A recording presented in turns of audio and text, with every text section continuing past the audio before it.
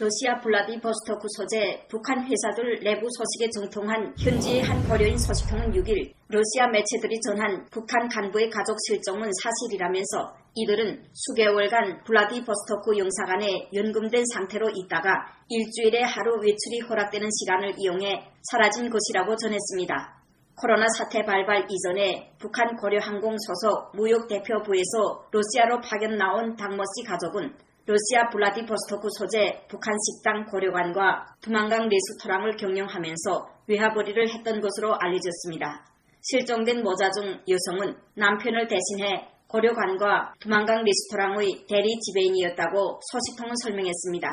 두만강 레스토랑은 2020년 3월 개업했지만 그해 9월 7개월 만에 문을 닫은 바 있습니다.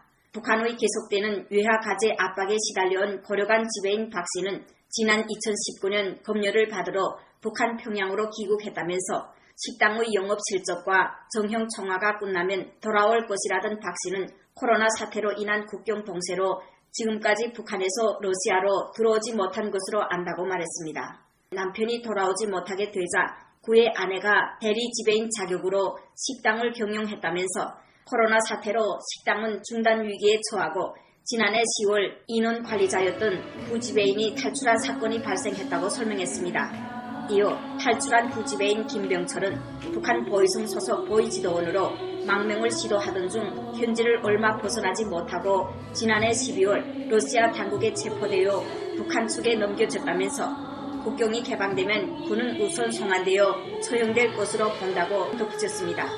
부지배인이 망명을 시도하자 블라디보스토크 북한 용사관 측은 잇따른 망명 사건이 터질 것을 우려해 지난해 말 고려관을 폐쇄하고 대리 지배인과 그의 아들을 블라디보스토크 용사관 내부에 연금했다고 전했습니다.